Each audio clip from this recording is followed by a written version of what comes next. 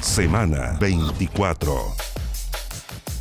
¿Qué tal? ¿Cómo les va? Muy, pero muy buenos días. Iniciamos con la imagen de la semana, que sin lugar a dudas fue la más importante de los últimos días, luego que la Cámara de Diputados aprobara el proyecto que permite un segundo retiro del 10% de los fondos previsionales y el retiro además para personas con enfermedades terminales.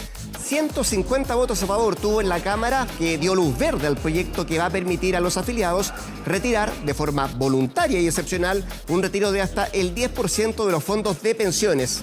A diferencia del primer retiro, el proyecto además plantea que la entrega de los dineros se realice en una sola cuota en un plazo máximo de 30 días hábiles desde que es presentada esta solicitud. Además, esta vez se establece la posibilidad de un reintegro voluntario de los fondos retirados a través de una cotización voluntaria adicional y que el afiliado podrá suspender o también discontinuar. Finalmente, también se fijó la obligación de tributar el retiro del 10% para quienes tengan rentas superiores a los 2,5 millones de pesos mensuales. El proyecto ya comenzó a verse además en el Senado, específicamente en la Comisión de Constitución de la Cámara Alta, y esta semana es posible que se vote en la sala de la Cámara Alta, donde se espera un trámite no menos complejo, tomando en cuenta que el gobierno también busca introducir indicaciones que limiten, que pongan requisitos de alguna manera para el retiro de estos fondos previsionales. Ha sido sin lugar a dudas el tema de la semana, lo que pasó en la Cámara de Diputados.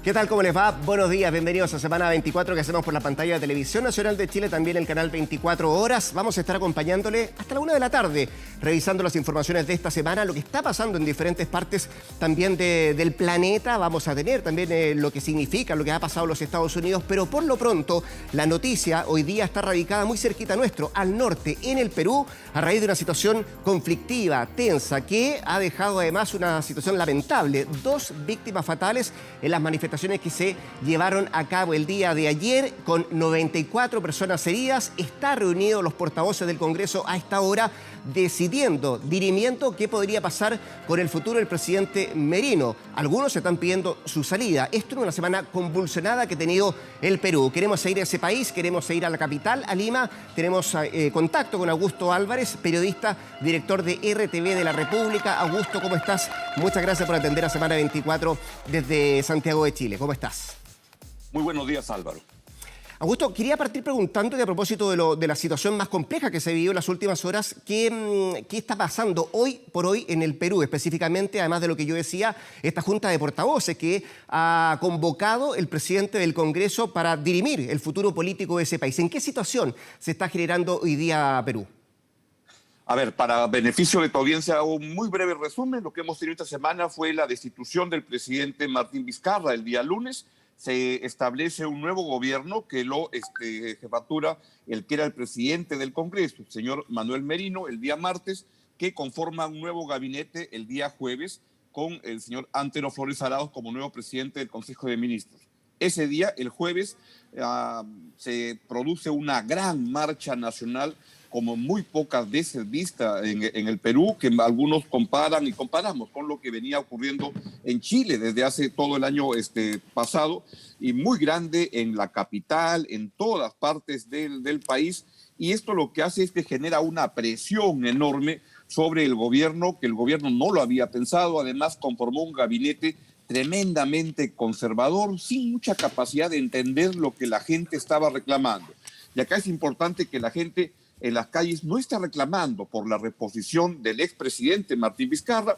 Lo que está reclamando es una sensación de hartazgo muy grande, por muchos años acumulada, contra el sistema en general. Es lo que están hablando de políticos muy corruptos, muy mediocres, y ahí es ese momento. El día de ayer fue un día particularmente crítico y complicado, en donde la marcha fue mucho más grande, y lo que se produjo en ese momento es que teníamos una situación en la que la gran marcha, lo que ocurre es que viene con una respuesta del gobierno tremendamente fuerte, tremendamente desusada, y esto acaba con 2 muchachos fallecidos el día de ayer, 112 heridos y 41 personas desaparecidas.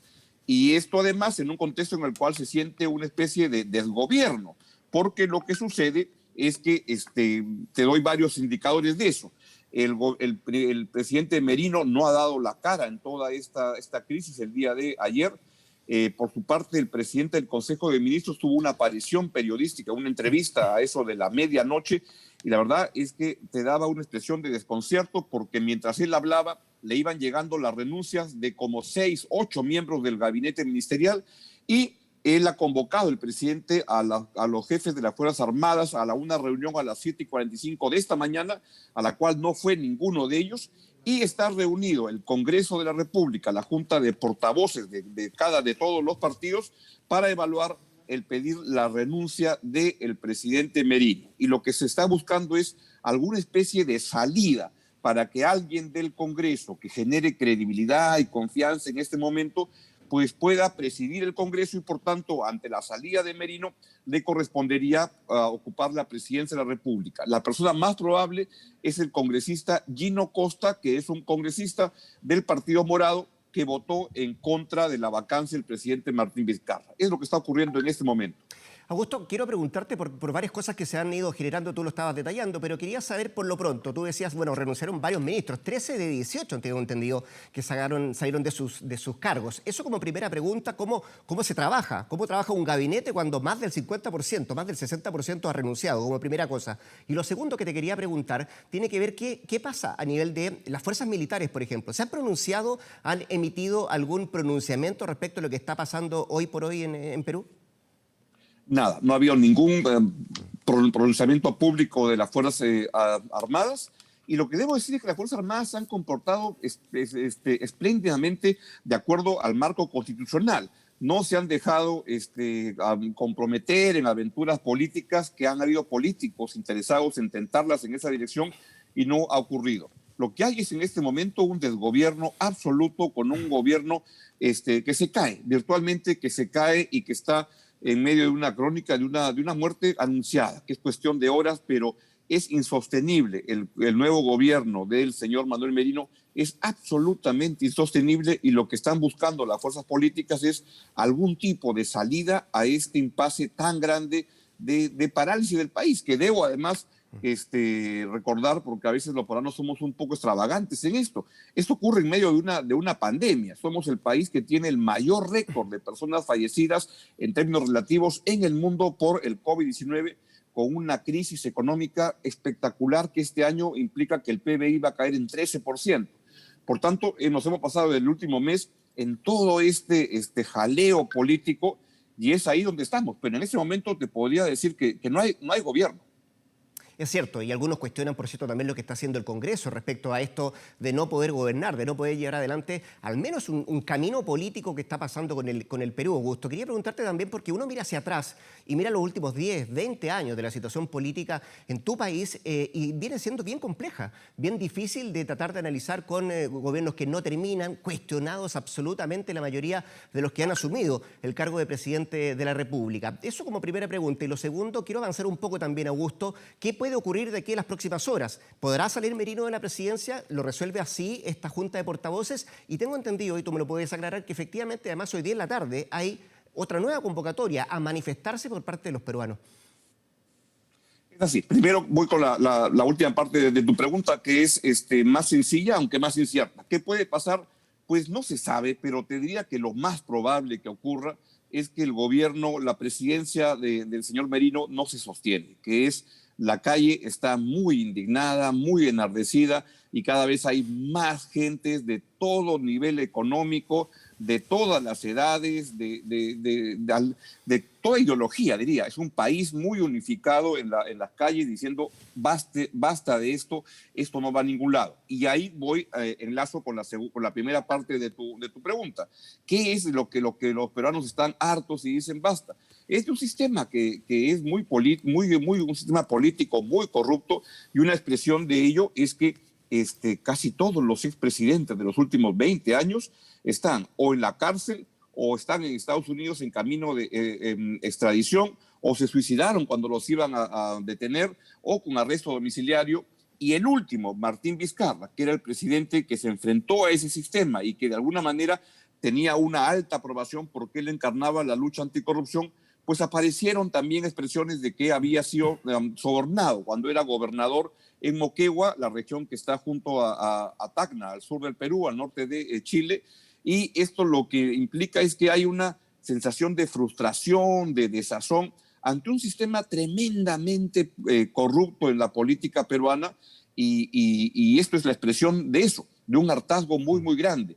Hemos tenido 3 décadas, 2 décadas y media, 3 décadas de un crecimiento económico espectacular, con una mejora de los índices económicos, con progreso para la gente, pero lamentablemente sin nada de reforma en los aspectos institucionales y en los aspectos sociales. Y aquí la historia de Chile también se parece a la del Perú, un gran crecimiento económico, pero ha faltado una mayor preocupación por los temas sociales en los campos de salud, de educación, de justicia, seguridad, que es la parte que no se reformó, y es ahí donde estamos complicados, y la demanda de la gente es por resoluciones en ese terreno.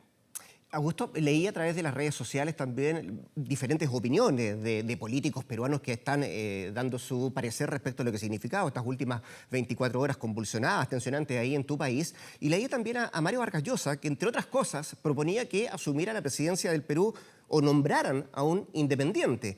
Y tú me decías, bueno, la incertidumbre es la palabra que mejor define lo que podría pasar en las próximas horas respecto a la situación política en el Perú. Pero ¿establece algo la Constitución respecto a quién tiene que reemplazar, por ejemplo, a Merino si efectivamente este grupo de portavoces que citó el presidente del Congreso decide sacar a Merino de la presidencia?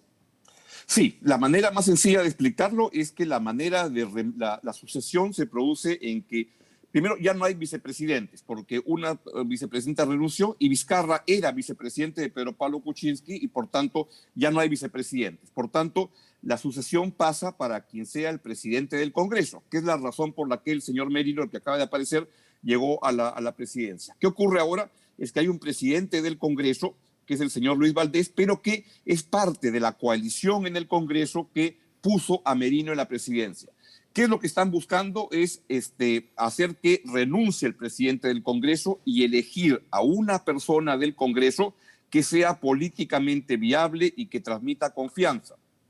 Y esa sería la persona que se encargaría de reemplazar al señor Merino si es que es vacado o él renuncia en las próximas horas. Y eso es lo que sucede. Están discutiendo quién puede ser y lo que ocurre es que lo que están buscando es en un Congreso de 130 personas, 105 votaron por la vacancia. Se sospecha, por tanto, que ninguno de ellos podría ser y la lista se reduce a 19 congresistas y ahí lo que están buscando es alguien que no tenga manchas de corrupción, no tenga, y casi que la lista corta se reduce a unos 5 o 6 nombres y el nombre más sonado es el del congresista Gino Costa. Me dices que la palabra que mejor define es la incertidumbre. Es cierto, no es muy claro, pero yo te diría que hay incertidumbre de cómo llegar a ese reemplazo, porque te diría que lo que es muy cierto es que el señor Merino no dura más de 48 horas en el cargo y lo que ocurriría es que sería muy trágico para el país porque el desborde social va a agravarse en las siguientes horas, si es que no renuncia a Merino. Perfecto. Augusto Álvarez, periodista, director de RTV de la República de Perú. Un millón de gracias por este contacto. Mucha suerte para todo lo que viene, Augusto. Saludos, Álvaro. Un gran gusto estar con ustedes. Así es. Bueno, porque la situación en Perú sigue siendo compleja. Vamos a estar muy pendientes de lo que pase en los próximos minutos respecto a lo que resuelva este equipo de portavoces del Congreso, si es que efectivamente se determina, como conversábamos con Augusto, la posible salida del presidente Merino. Perú es noticia, ha sido noticia esta semana, pero también acá en nuestro país tenemos otro tipo de noticias también que se han generado y esta es lamentable, que tiene que ver con la muerte de 88 escuche bien, 88 personas que han perdido la vida, que han muerto mientras transitaban en bicicleta por las diferentes arterias del país en lo que va de este año, entre enero y septiembre. Contabilizaba esa cifra de muertos y fíjese que solo en los últimos 15 días han muerto 3 personas. Esto, por cierto, a aumenta la preocupación de la ciudadanía y también de las propias autoridades. Tanto así que la ministra de Transportes, Gloria Hood, indicó en la semana que la velocidad es un arma mortal y enfatizaba en que se necesita mejorar no solamente la infraestructura de las diferentes calles, sino que también tener algo más de cultura vial en nuestro país. Eso mientras además un centenar de ciclistas realizó una velatón al término de esta semana frente al lugar donde justamente falleció una de las últimas víctimas, pidiendo mayor seguridad y mejoramiento de las vías para también mejorar la circulación. Organizaciones de la sociedad civil y también algunos académicos vinculados justamente al mundo de la movilidad entregaron además en La Moneda una carta pidiendo al gobierno medidas urgentes para frenar y prevenir las muertes de ciclistas ante el alarmante aumento de accidentes con resultado fatal que se ha registrado durante todo este año 2020. La misiva, esta carta, fue presentada al recientemente asumido ministro del Interior, Rodrigo Delgado, donde reclaman falta de fiscalización y también déficit en infraestructura y educación vial. De hecho, este domingo se conmemora el Día Mundial en recuerdo a las víctimas de siniestros de tránsito, en una fecha decretada por la Organización de Naciones Unidas desde el año 2005 que se está llevando adelante esta situación. Insisto, es una cuestión que preocupa por el alto número de personas que han fallecido a propósito de los accidentes de tránsito, la mayoría de ellos también ciclistas en nuestro país, en las diferentes calles de nuestro país.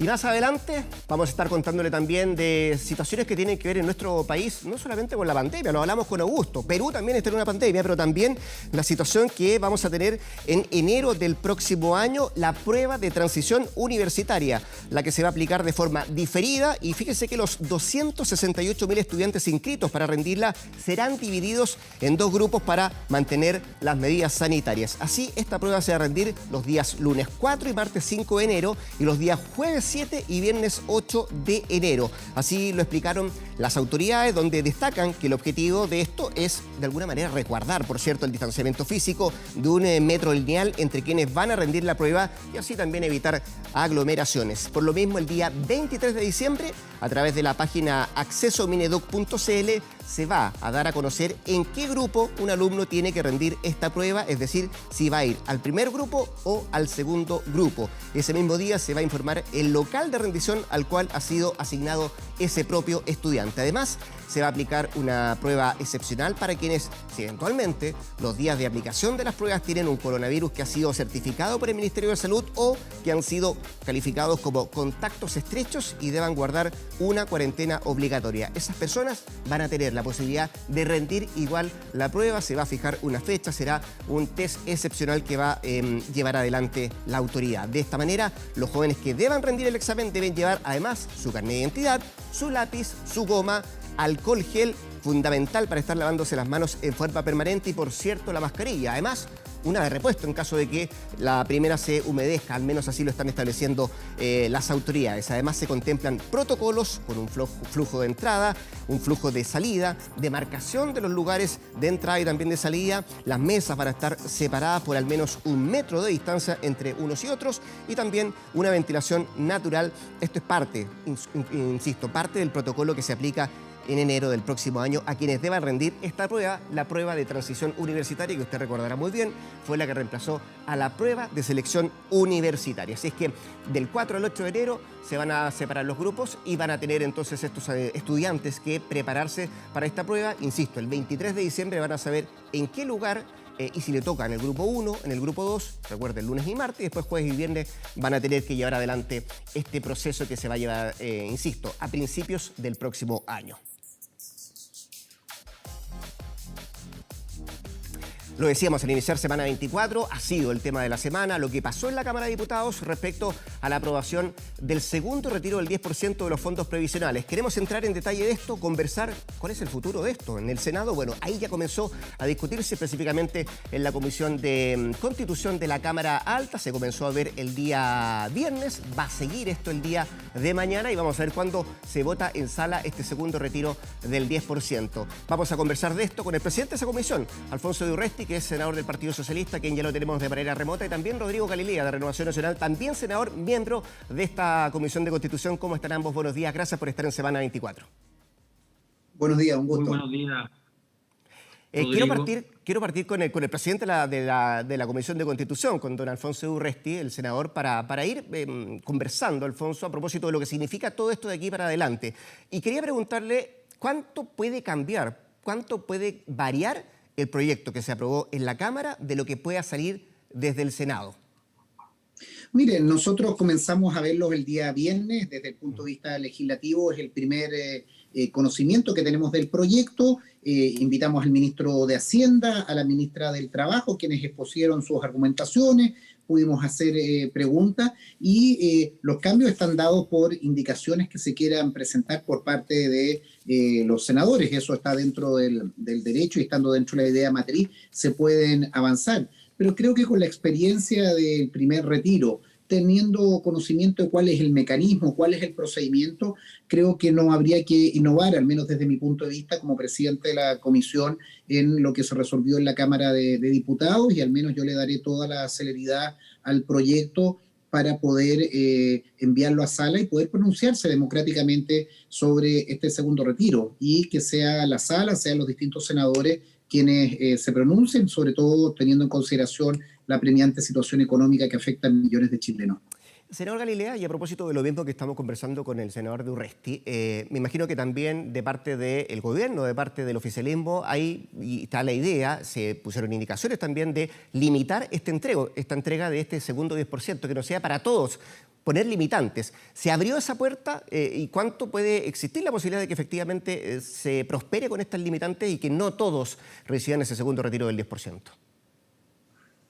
A ver, efectivamente, tal como decía el senador Urresti, esta semana vamos a recibir algunas personas expertas en el tema para poder avanzar y fijar algunos criterios en lo que eventualmente podría ser este segundo retiro del 10%.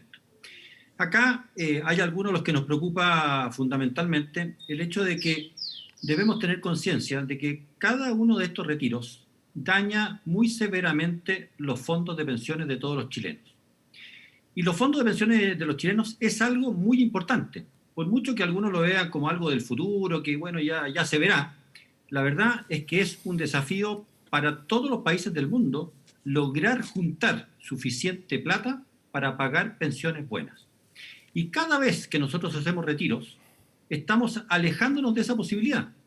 Cada vez tenemos menos plata para pagar pensiones buenas, razonables, dignas. Por lo tanto, a mí me parece que nosotros debemos respondernos en la comisión una pregunta bien básica. ¿Es razonable que personas que no han tenido ningún daño en su remuneración, ninguna merma en su remuneración en todo este periodo de pandemia, puedan retirar los fondos de pensiones o parte de sus fondos de pensiones? ¿Es razonable hacer eso? ¿Es razonable que hagamos un daño a nuestros fondos de manera global por esto? ¿O debemos ser mucho más efectivos, más focalizados y tratar de apuntar a donde efectivamente debemos apuntar? De que hay gente que lo está pasando mal, eso es evidente. De que tenemos que hacer esfuerzos por llegar a ellos, es evidente. Ya el ingreso familiar de emergencia llegó a 8 millones de chilenos. El bono de clase media y los préstamos de clase media llegaron a casi 1.600.000, 1.700.000 más de personas. Se postergaron pagos de crédito hipotecario.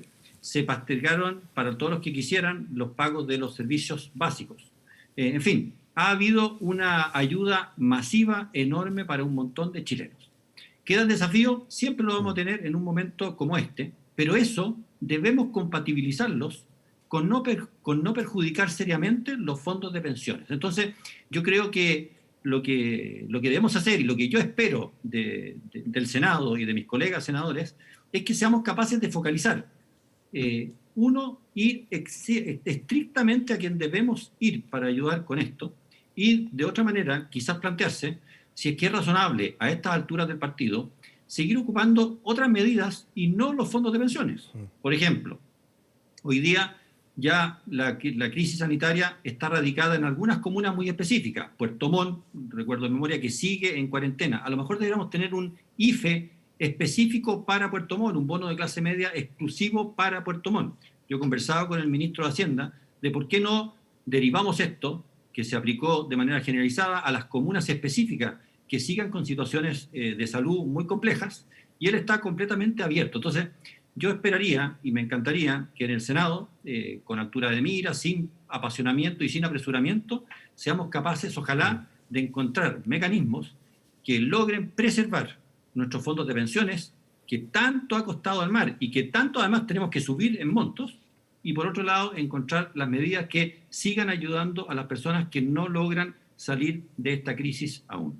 Senador de Urresti, a propósito de lo que está diciendo su colega ahí de la Comisión de Constitución, dos cosas. Primero, el cronograma de la comisión para seguir sesionando, y cuánto cree usted que podría llegar a sala este proyecto de ley. Y lo otro, lo que ya fue aprobado en la Cámara de Diputados, por cierto. Lo segundo, ¿usted está por limitar, como decía el propio senador Galilea, de poner límites y que no todos universalmente puedan sacar este segundo retiro del 10%? Mire, parto por lo último. Yo no estoy por limitar. Y creo que aquí Rodrigo tiene un error en la concepción del análisis. Se dice muchas veces, y se dio la discusión en el primer retiro, de que solo debiera ser aquellas personas que han perdido el empleo. Pero eso es no dimensionar el nivel de crisis que existe en el país. Yo vivo en Valdivia, represento la región de los ríos, Valdivia, La Unión, Río Bueno, Panguipulli, 12 comunas.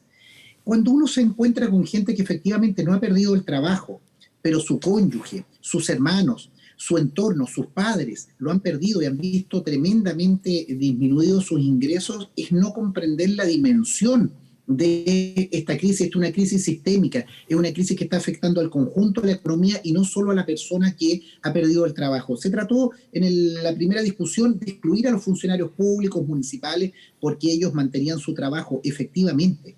Pero esas personas tienen un entorno, tienen una familia, donde los ya casi 2 millones de cesantes de todas maneras se acercan y tienen un familiar que está trabajando. Entonces, seamos solidarios, entendamos la dimensión de esta situación, de lo que está afectando.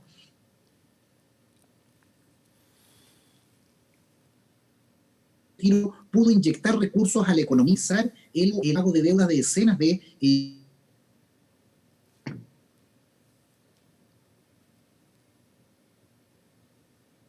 yo creo que es tener una mirada absolutamente restringida.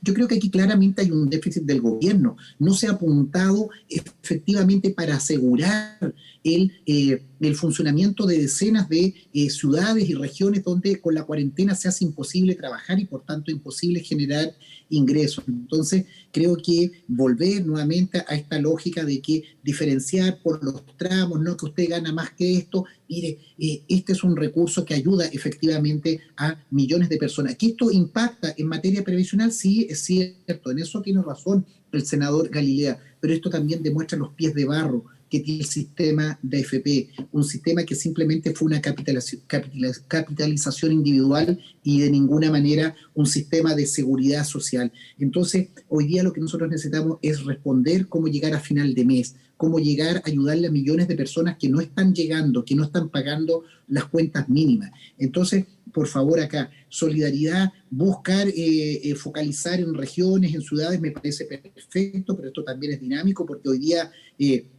entra una región, salió la región metropolitana, pero perfectamente puede haber una recaída respecto de el contagio y eso impacta en los empleos, me refiero viene el verano, el turismo, la hotelería, la gastronomía, actividades que generan una gran cantidad de empleo localizado en territorios turísticos, no van a tener hoy día los ingresos. Y respecto a la pregunta de cuál es la tramitación, nosotros vamos a darle en lo posible martes, miércoles, jueves, tener sesiones, el día lunes no podemos porque es la acusación constitucional que ve el Senado en contra del exministro Pérez, pero le vamos a dar la máxima celeridad con el respeto de escuchar a todas las partes, escuchar a distintos planteamientos, que eso es parte del debate legislativo, pero no le quepa duda que vamos a poner en discusión y que sea la sala, porque si hay una decisión mayoritaria, en esto también transversalmente, hoy día en la Cámara de Diputados se aprobó con 130 votos, prácticamente un porcentaje tremendo de diputados del propio gobierno han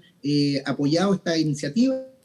En el Senado ya hay por los senadores que han dicho lo mismo. Entonces, yo creo que en esto hay que ponerse en los pies de millones de chilenos que están sufriendo, que no están llegando a final de mes, y creo, insisto, lo digo con el mejor de las voluntades, pero con convicción, es que el gobierno nuevamente está llegando tarde y no comprende la magnitud, la profundidad de esta crisis. Y por favor, no hagamos distingo entre el que tiene empleo y el que no tiene empleo, porque esta crisis está dentro de los hogares de todos los chilenos de manera directa o indirecta. Y eso es un tema de solidaridad que nosotros tenemos que entender y tener políticas públicas para todo el país. A propósito de lo último que dice el senador de Urresti, quiero aprovechar de preguntarle al senador Galilea de lo mismo. Él dice, el senador de Urresti, otra vez el gobierno llegó tarde, senador Galilea. ¿Qué responde a eso primero? Y lo segundo, ¿se instaló el populismo en el Congreso? A ver, yo quisiera decir a propósito de las palabras del senador Urresti, que todos compartimos el afán de ayudar lo más posible a todos quienes lo necesitan. Pero como hay que ayudar a los que lo necesitan, obviamente que no tenemos que gastar plata en ayudar a los que no lo necesitan. Y es ahí donde yo pido simplemente, y yo sé que el senador Urresti al final del día lo va a hacer, pongamos racionalidad en esto. Cuando queremos ayudar a los chilenos, tomemos alguna cifra macro. Hay 2 millones de personas que no están en el sistema FP, nunca han estado. Por lo tanto, esta medida no va para ellos. Hay 2 millones que se quedaron con saldo cero en el primer retiro. Por lo tanto, tenemos 2 millones de más que no tienen nada. Si es que procedemos como estamos procediendo, la mitad de la plata la retiraría el quintil más rico de Chile sin que tenga que pagar ni un peso de impuestos. Y quieres que te diga una cosa, Rodrigo Álvarez, para que lo sepan todos los televidentes. Ese impuesto que se ahorrarían los más ricos por retirar plata sin pagar nunca impuestos, es equivalente a lo que tendrían, a la ayuda que le tendríamos que dar, a los retiros de la gente más pobre en el mundo de las AFP. Por lo tanto, frente a esos datos que son irrefutables y que son tan básicos, tenemos que mirarlo razonablemente para ayudar al que lo necesita y no ayudar al que no lo necesita. ¿Cómo va a ser lógico que con los puros impuestos que le estamos ahorrando a los sectores más pudientes de Chile, solo esa plata es la misma que van a retirar los más pobres de las AFP, lo poco que tienen las AFP? Entonces yo, sinceramente, y con la mejor de las intenciones de colaborar, de buscar y ser lo más imaginativo del mundo, yo no puedo creer que estemos haciendo algo tan mal pensado en que finalmente el impuesto que se ahorran los ricos equivale a la plata que van a sacar de sus propios ahorros la gente más pobre de Chile. Entonces, yo pido acá nuevamente que intentemos ser racionales. Todos queremos ayudar, todos estamos conscientes de la magnitud de esta crisis. Todos estamos conscientes de que a lo mejor una persona en la familia no perdió la pega y otra sí. Y hagámonos cargo de todas esas variables, pero no hagamos cosas tan mal hechas en que finalmente terminemos dañando severamente nuestro ya precario sistema de pensiones y más encima nos estemos equivocando de a quién había que llegar. Yo quiero proponerle al senador Urresti, a todos los senadores que nos acompañan en esto, que seamos imaginativos. El ministro de Hacienda, la ministra del Trabajo, el propio presidente, lo único que quieren es poder resolver de mejor manera posible la crisis que estamos enfrentando. El esfuerzo que ha hecho Chile es enorme, Si lo miramos y lo comparamos con la ayuda que se han dado en cualquier otro país del mundo, nosotros estamos, pero con una cantidad de ayuda enorme. ¿Siempre falta? Siempre falta. Y por eso mismo tenemos que ser súper eficientes en los recursos que tenemos para ayudar a quien sí lo necesita y no estar haciéndole favores a quienes no lo necesitaban por ningún lado. Muy corto y en los segundos que nos quedan, senador de Urresti, usted en una entrevista esta semana acusó a las AFP de ser una estafa piramidal. Yo quería preguntarle a propósito de eso, y más que eso también de la reacción del gerente general de la AFP, Fernando Larraín, que cuestionó además que usted tuviera una APB en una, comillas, estafa piramidal, como usted acusó a las administradoras.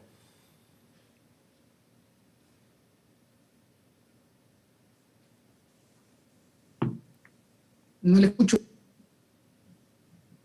Sí, vamos a ver si podemos mejorar la comunicación con el senador de Urresti. Yo le preguntaba a propósito de las palabras que emitió en la semana, de que acusaba él a las administradoras de fondos de pensiones de ser una especie de estafa piramidal. Tuvo respuesta, por cierto, del propio gerente general, Fernando Larraín, que decía, bueno, que le parecía extremadamente raro que el senador de Urresti voluntariamente ponga dinero en un APB, existiendo esta, como él denominaba o definía, esta estafa piramidal. No sé si me escuchó, senador de Urresti. Rodrigo, ahí lo escucho. Perfecto. ¿Me escuchó la pregunta o se la repito? No, repítamela, por favor. Sí, que usted decía, yo en la semana usted acusó a las administradoras de fondos de pensiones de ser una estafa piramidal y tuvo respuesta de las propias administradoras. El gerente general Fernando Larraín decía, entre otras cosas, que bueno, le parece raro que usted haya acusado esto, pero además ahorre en una APB. Mire, me parece que la industria de la FP se va a defender con todas sus facultades. Yo hace más de 30 años cotizo en la FP, no tengo otra alternativa. Y hago mis ahorros y hago ahí todo mi sistema previsional. Entonces aquí este no es un tema personal, no lo desviemos a eso. Yo lo único que le quiero señalar es que el sistema previsional en Chile claramente no da las pensiones que corresponden. No da el ancho ni satisface para lo cual fue creado, de dar pensiones dignas, pensiones suficientes. Y por eso urge, junto a este proyecto del retiro, en paralelo trabajar por una profunda reforma del sistema previsional. En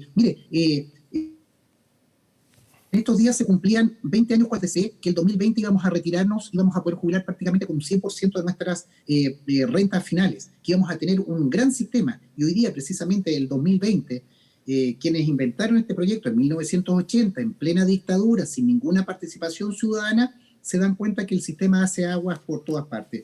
Yo entiendo lo desesperado que puede estar el sistema de los administradores de AFP y entiendo y vamos a sufrir muchos embates, ataques personales. Yo lo que quiero acá es representar a millones de personas que claramente han dejado de confiar en el sistema de AFP porque no es un sistema que les da garantía, que les da certeza de tener pensiones dignas, y creo que a la pregunta o a las intervenciones que hacía mi colega Galilea, aquí no van los más ricos no van a retirar. Los ricos tendrán, o si alguien retira, tendría que ser muy mala leche de aprovecharse más encima de esta situación. Pero si vamos a hablar de impuestos y estamos preocupados que paguen impuestos los más ricos, yo le pediría al mismo gobierno y al ministro Briones que presente un proyecto de ley o persiga al señor Ponce Lerú, a Penta y a todas estas personas que hemos visto en el último tiempo hacer unas elusiones de impuestos brutales, de millones. Entonces, por favor, en plena crisis, en la crisis más grande que ha enfrentado nuestro país por pandemia, crisis económica, nosotros le vamos a cobrar a alguien que saca 3 millones, le vamos a cobrar impuestos, porque eso tiene una justicia redistributiva en el momento más duro que está enfrentando la familia chilena. Yo realmente no estoy disponible para eso. Discutir sistemas tributarios, lo que queramos, más control y más impuestos a los que más tienen, ningún problema. Evitar la ilusión, perfecto, pero no en este momento a propósito de este proyecto. Yo insisto, hagamos el debate de fondo, pero entendamos que hay millones de personas que no están llegando a final de mes ni están llegando a final de año. Ese es el objetivo que nos anima a quienes hemos impulsado este proyecto. Perfecto, agradecemos entonces a los senadores Rodrigo Galilea, Alfonso de Urresti, el haber estado acá en semana 24, en una semana clave además para el segundo retiro del 10% que se va a comenzar a ver en la Comisión de Constitución y después va a pasar a sala. Gracias a ambos por estar esta mañana con nosotros. Muchas gracias, Rodrigo, y fue muy interesante saber que en Perú te conocen como Álvaro. Ya sabemos eso.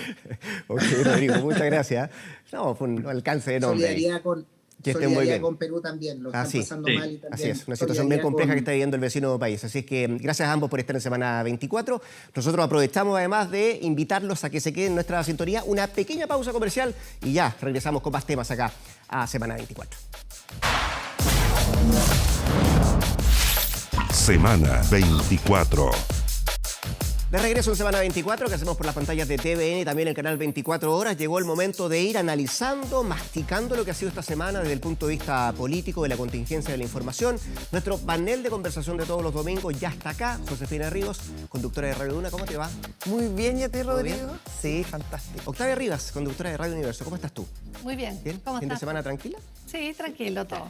Y don Rodrigo Vergara, editor político, además conductor de Radio Cooperativa, también parte de este panel. Hola, Rodrigo. ¿Todo bien? Buen día. Sí, gracias. ¿Escucharon algo de la conversación con los senadores de Urresti y Galilea a propósito de lo que significa el 10%? Y vamos a los efectos que significa este 10% para el Congreso, podríamos decir en una parte, a propósito de la conversación, también para el propio gobierno.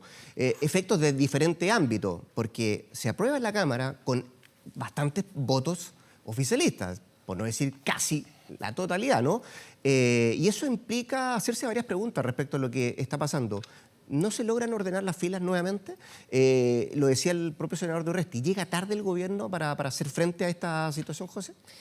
A ver, yo creo que hay varios temas. Yo creo que el golpe para el gobierno que significó la aprobación aplastante del 10% en la Cámara de Diputados es sumamente decidor del estado en que está en el gobierno. Ha sido incapaz de instalar un relato, de instalar una agenda legislativa, este pseudo parlamentarismo, donde lo decía también hoy día el senador Quintana, se está haciendo política desde el Parlamento, complica aún más las cosas. Se nombró un nuevo ministro del Interior, lleva muy poco, pero en esta semana tampoco ha logrado enfilar a las huestes. Por lo tanto, es muy, muy complejo, porque si bien sabemos que hay una oposición que es complicada, que le ha costado mucho llegar a acuerdos con el gobierno, distinto es cuando se te empieza a complicar y a desordenar tus propias fuerzas, el oficialismo. Vemos un oficialismo que claramente se dispersó. 48 diputados de Chile Vamos votaron a favor del retiro del 10%, muchos de los cuales habían votado en contra durante el primer 10% y que habían sido además férreos defensores de que era una muy mala idea, y ahora se dan vuelta a la chaqueta y consideran que no es tan mala idea. Algunos incluso van más allá y reconocen que lo hacen porque revisaron sus redes sociales, porque conversaron con gente, y la jefa de bancada de la UDI, María José Hoffman, quien vota en contra, dice que va un paso más allá, dice que hay que cambiar la relación con el gobierno y que porque no es justo que sigan pagando los costos. Sí. Y ahí uno se pregunta, si los diputados no están para pagar los costos, ¿para qué están? Bueno, algo importante de eso, tuvo que ir al Congreso el propio nuevo ministro del Interior, Rodrigo Delgado, a tratar de ordenar la fila. Pero hoy día en la prensa viene hablando la presidenta de la UDI también, Jacqueline Van Rysselberghe, que vuelve a cuestionar la labor que tuvo que hacer Christian Monkever en todo esto. A un propio ministro de su gobierno vuelve a insistir en que en realidad no hizo todo el trabajo que tenía que haber hecho el ministro de las Express. Claro. Lo que dice Jacqueline Van Rysselberghe es que fue deficiente, que ha sido deficiente la gestión del Comité Político y, por supuesto, el ministro Christian Monkever. Yo creo que Monkever y Briones, ministro de Hacienda, son claras figuras que dan cuenta del desentendimiento que hay en el interior de Chile Vamos. Por un lado, el diseño, explican, fue que efectivamente fuera Christian Monkever el que liderara esta ofensiva. Inicialmente, en el primer retiro, lo hizo el ministro Briones, con todos los costos que significó. Anunció el fin de semana anterior a la votación un IFE 2, un bono para la clase media, los 500.000 pesos, y no resultó. Ahora se optó por una cara, comilla, más amable, que es Christian Monkever, que no funcionó. La imagen de él solo en el estrado, ahí en la Cámara el día que se estaba votando, parado, que tú no sabías si se iba a ir, si estaba ahí para poner la cara, fue bien complicado. Y hay un dato sumamente importante, y que está un poco en el fondo cuando uno habla con parlamentarios de la UDI. Todos apuntan muy duro a la figura de Christian Monkever, lo que está diciendo hoy día la Jacqueline Van Rysselberghe. Cuando se votó en la Comisión de Constitución, 2 días después del plebiscito, el martes 27 de octubre, hubo una instrucción del presidente a su comité político de hacer reserva de constitucionalidad. Ese día la hizo el subsecretario de las Express, no la hizo Christian Monkever. Y desde la UDI te señalan de que él desobedeció una orden directa de la moneda.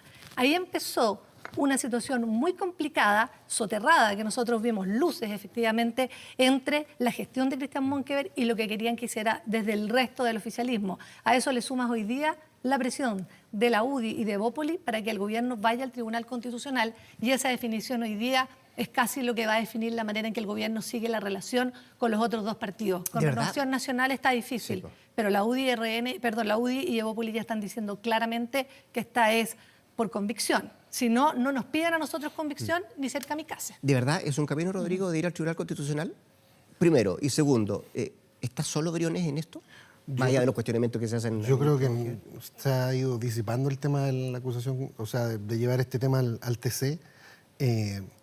Hoy día lo que se ve en el oficialismo es que si se viene un nuevo cambio de gabinete, como que parece que viene por los plazos de que algunas autoridades van a salir para ser candidatos. En una de esas los fusibles van a hacerse Express y Hacienda.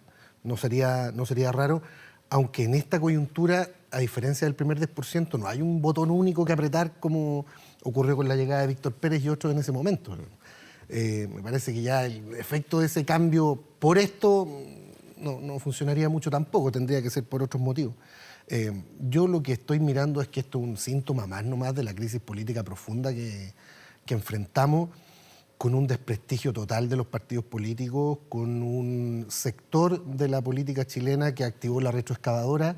Cuando fueron gobiernos les fue mal con ese discurso, pero hoy día la están ocupando.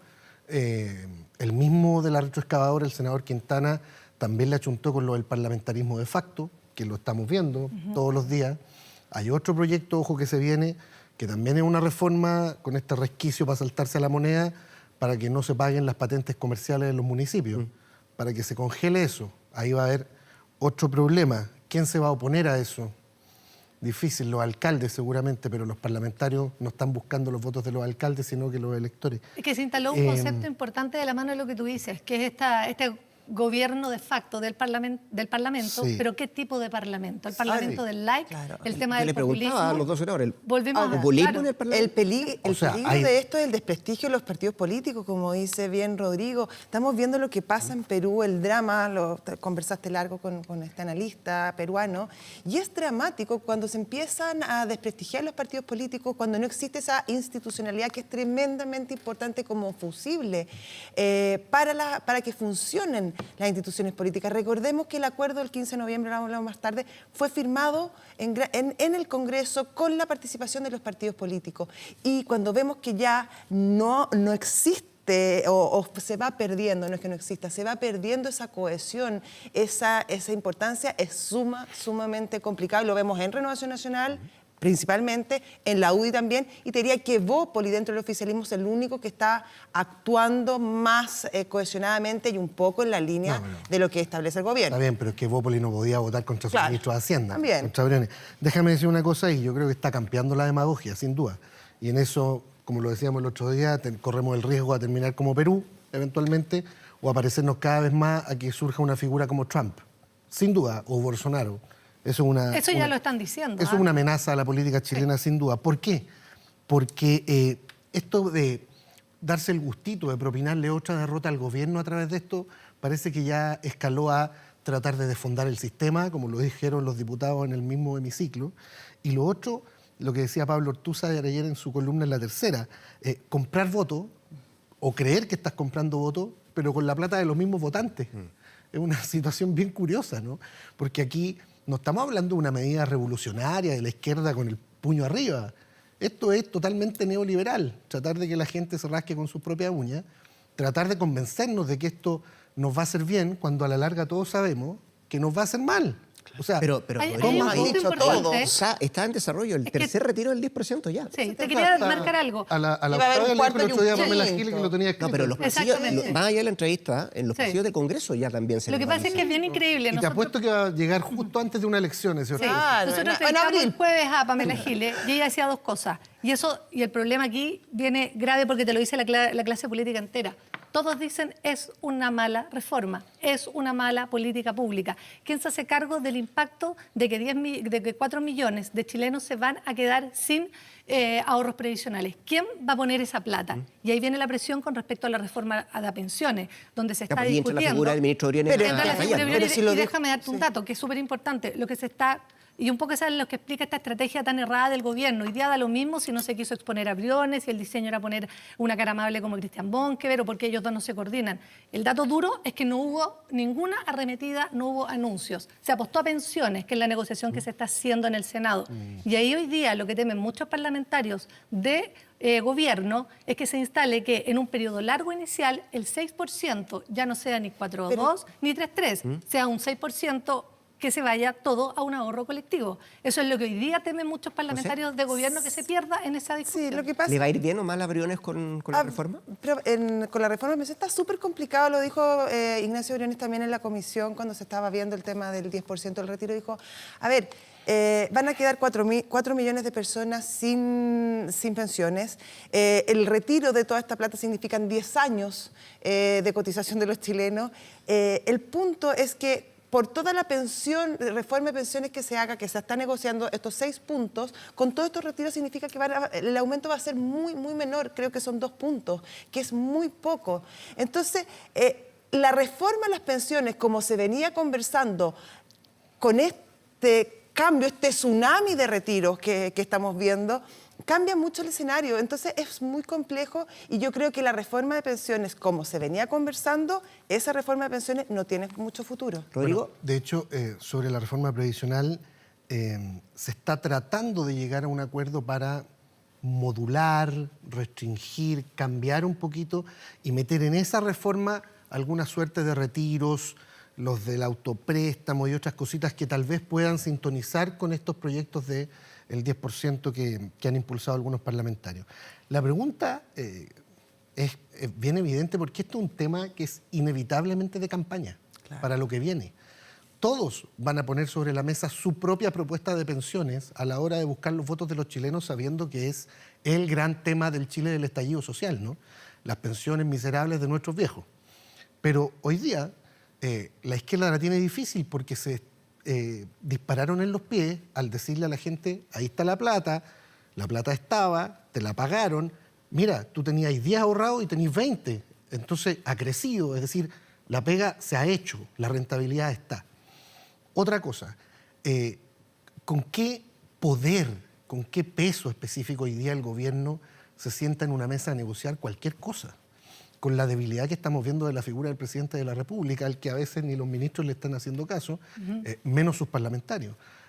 Hay algunos columnistas que en la semana ya no hablaban de pato cojo, sino que un pato más bien desplumado, casi paralítico.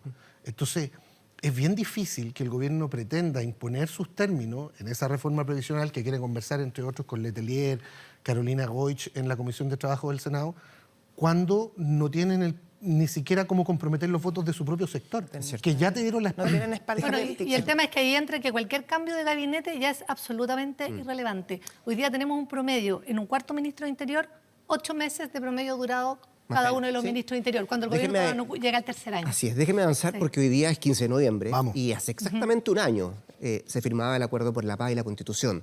¿De cuánto sirvió? ¿Cuánto podemos sacar al limpio respecto a aquel acuerdo que se firmó de madrugada, de aquel 15 de noviembre, que comenzó 2 días antes a discutirse, a negociarse, a tratar de plasmar en el papel lo que quería hacerse para este país? José, ¿cuánto sacamos al limpio de eso? ¿O cuánto hemos cambiado en ese año?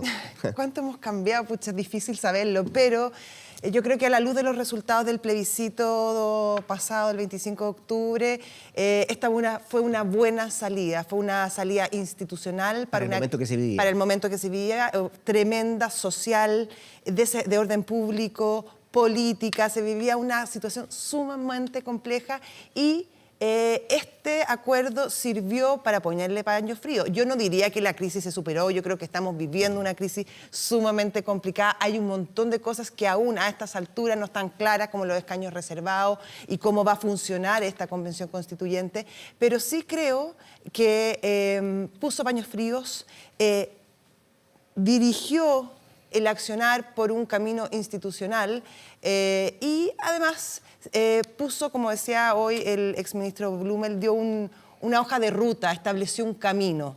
Y además, y yo creo que es bien importante, y lo hablábamos después del plebiscito, demostró que no estamos tan polarizados como creemos, que al menos hay un 80% del país que sueña o que tiene la esperanza de que en esta Constitución se abren luces para avanzar. Por lo tanto, yo creo que en ese sentido es bueno. Ahora, no fue la panacea, no se vio, la violencia continuó, los problemas políticos siguen sumamente fuertes y, como hablábamos, este pseudo parlamentarismo se impuso. Déjame, perdón, Sí. Octavia, dale. No, adelante.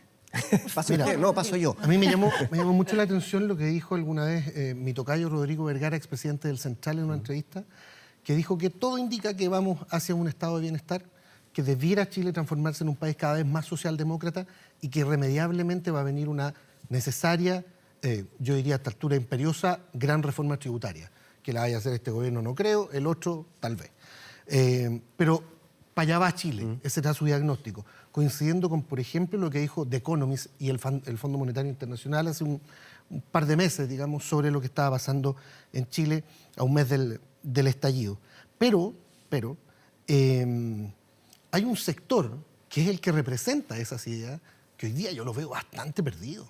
O sea, bailando la música que pone el Frente Amplio, Pamela Giles y el PC, sin ningún liderazgo claro, como para conducir ese proceso. No hay un Biden, si tú quieres, en ese mundo socialdemócrata hoy día, que lidere, que sea sensato. Tal vez el que apareció en el horizonte de algunos fue el senador Carlos Monte en algún momento, pero él no quiere, derechamente, él no quiere. Y se están embarcando en algunas cosas que incluso ponen en riesgo lo acordado hace un año.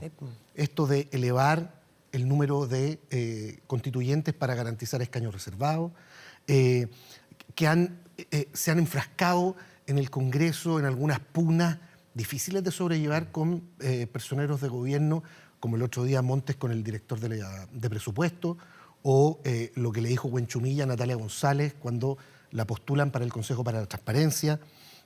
Además, en una actitud como si tuvieran un respaldo ciudadano y una confianza ciudadana grandota, y no es así.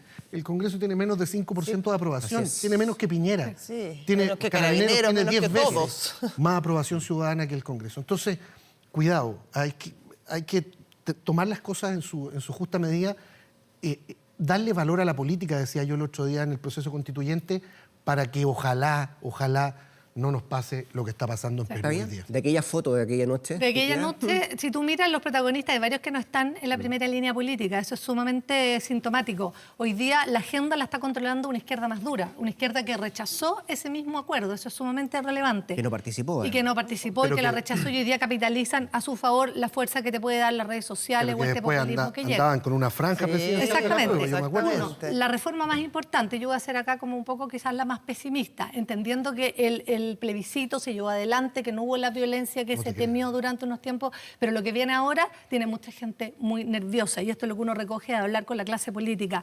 Primero, la reforma de las pensiones en un punto muerto y con mucha preocupación de cómo se va a dibujar completamente de nuevo. Yo te daba el dato del 6%. 2 ministros de Interior caídos. Mañana se vota en la sala del Senado la acusación constitucional en contra del ciudadano Pérez. Van 3 ministros en un año. Vamos derechito al tercer retiro, lo que nos decía Pamela Giles en la radio. Tengo en mi mano redactado, listo el tercer retiro. Y todo da por descontado que va a ir en marzo, porque todos sabemos que marzo es un mes muy difícil. Y esto además es el inicio del desmantelamiento del sistema de AFP como lo conocemos hoy día. 2 miedos que se instalaron también importantes en la moneda y en la derecha. Uno, la acusación constitucional en contra del presidente Sebastián Piñera, que no pasó y que hoy día eso se habla y se analiza. 2, existe el borrador para recurrir al Tribunal Constitucional, y es una decisión muy importante que tiene que hacer el presidente Sebastián Piñera. Y 3, también está en análisis en muchos columnistas de qué va a pasar con los ahorros que queden en las AFP, qué van a hacer de quienes tienen mayores ingresos. Todos miran a Argentina. ¿Será verdad que existe ese temor de un corralito? Oye, de una expropiación, ¿Sí? lo han dicho desde la Claro, asociación. ¿Qué va a pasar con eso? Va a ser muy fácil justificar. hay un proyecto para Llevarse nacionalizar los esos fondos. Hay mucha gente ahorros. que Pero está otra sacando cosa su es- plata justamente por eso, Pero ¿no? otra cosa Están es que sacando te la lo plata porque la expropien. necesitan, Que están sacando la llevarse- plata que- porque tienen miedo que se la expropien. Eso es lo que yo te digo, que ese temor también se instala. El futuro del presidente y una posible expropiación a los ahorros que queden a las AFP. Eso está hoy Te tengo- día conversando. Algo de una pausa comercial. ¿Algo de Piñera? Sí. Perdón, yo creo que ¿Qué cosa? debiera empezar a centrarse en garantizar lo que viene, más que estar pensando en cualquier tipo de legado, en lo que sea, ordenar un poquito la casa, sobrevivir y echémosle para adelante, porque si no... Por esto eso la puede señal ser del José, tribunal es tan más duro. importante. Título Próxima para esta semana, esta semana, escaños título. reservados, se supone que debería discutirse el martes, esta semana no se pudo porque se postergó por el presupuesto. Es muy, muy importante lo que pase ahí. Está en juego el acuerdo que veníamos hablando del 15 de noviembre pasado. Esta idea de añadir 24 nuevos cupos a los 55 acordados cambia completamente el mapa, así que es importante ver qué pasa ahí. ¿Qué pasa esta semana? Sí, Octavia, la definición la definición del gobierno en torno al Tribunal Constitucional, Perfecto. porque la idea de la moneda es parar todos estos proyectos que vienen de atrás. Hay quienes también han planteado que se reduzca el quórum de la Convención Constitucional de 2/3 a 3/5, eso está. Si suben de 180 por los escaños reservados, lo que decías tú de las patentes, es verdad. Y lo otro, de aquí al sábado, tienen que renunciar a los partidos políticos, todos aquellos políticos que no quieran tener su domicilio actual, si no quedarían fuera. Maya Fernández se habla que sería estas primeras renuncias, con el simbolismo de que la nieta de Allende renuncia al PS, pueden sumarse más nombres. Rodrigo, ¿el título de esta semana? Sí, la moneda, sus decisiones en torno a lo del 10% y a ver si es que se viene un nuevo cambio de gabinete que es irremediable, si es que hay gente que de verdad quiere salir o a la constituyente o a ser candidato presidencial o parlamentario. Y lo otro, lamentablemente, lo de Perú. Me parece que hay que hacer un foco en lo que está ocurriendo en Lima y en otras ciudades. Es dramática la situación peruana, el desprestigio de la política es total, con los últimos Bueno, 5, muchos 6, parlamentarios me decían en la semana, ver Perú puede ser Chile 2025. con los últimos 5 o 6 presidentes, todos con lío en la justicia y uno suicidado, recuérdense. Sí. Entonces, de verdad, un llamado a alerta. Hoy el Congreso Rodrigo, anunciaron 12 ministros de la madrugada. 68 parlamentarios Octavia, con causas Josefina, un placer de verlos nuevamente un fin de semana acá, día domingo en lo especial. Gracias, que estén muy bien, ¿eh? Chao. Y nosotros vamos a una pequeña pausa comercial, vamos a seguir. Nos quedan muchos más temas todavía acá en Semana 24. Vamos y volvemos.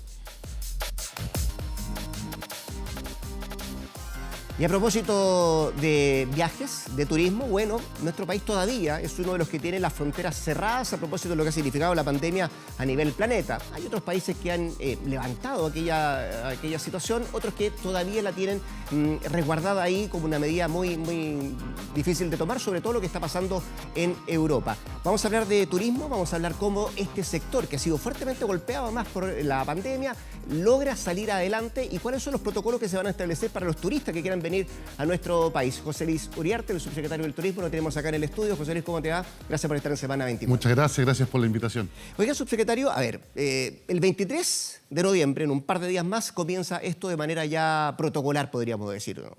¿Cuáles son los requisitos fundamentales y cuál es la diferencia respecto a lo que han hecho otros países cuando han abierto, por ejemplo, fronteras?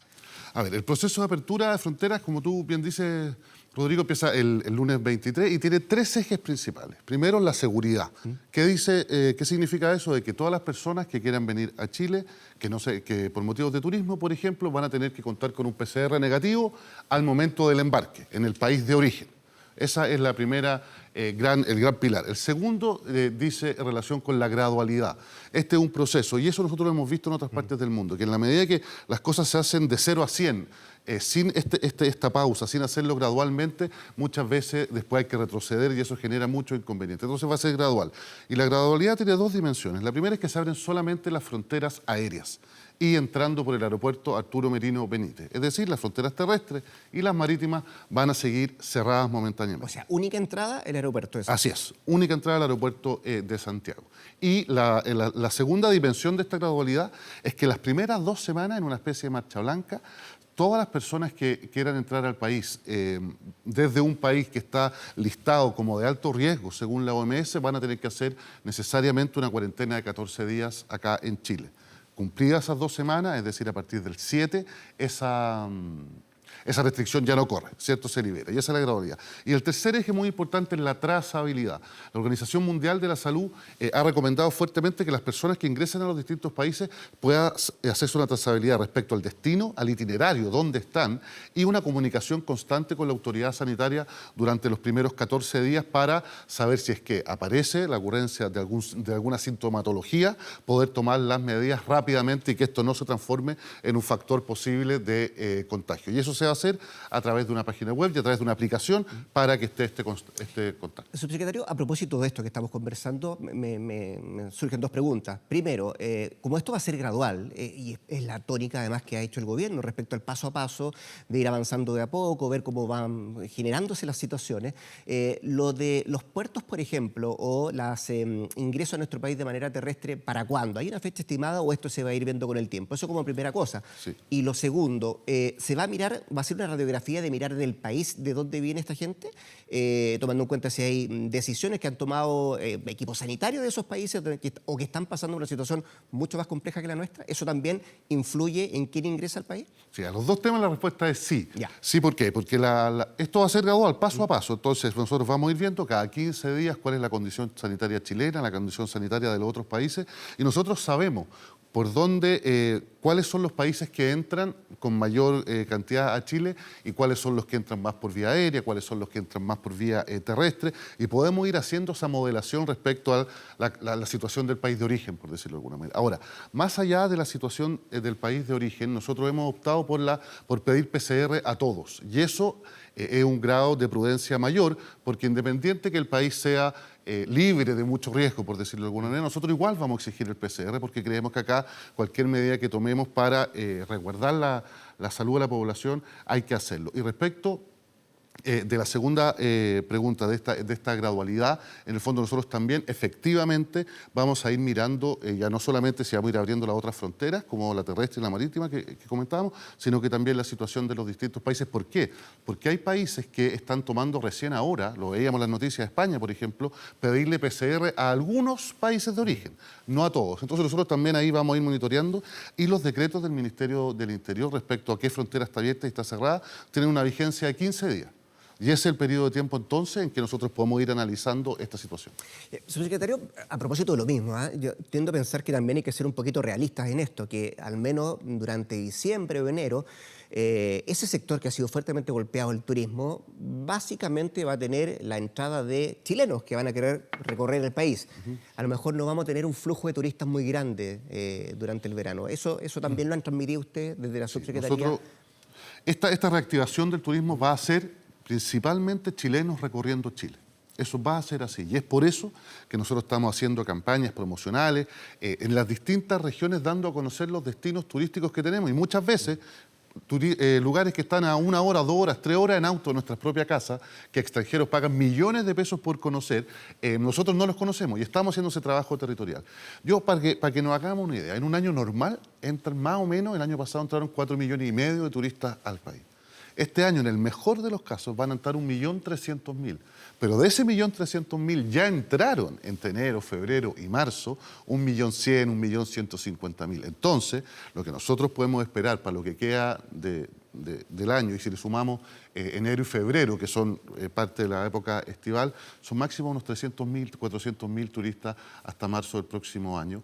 Y esto en la medida que podamos ir abriendo otras fronteras.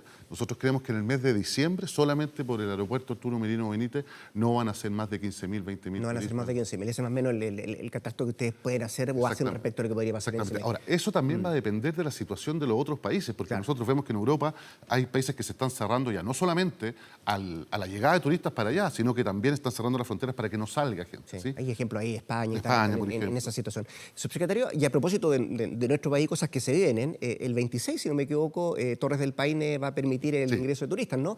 En ese caso específico, y con lo del eclipse también que va a haber en la zona de la Araucanía, ¿qué están pensando ustedes como subsecretaría?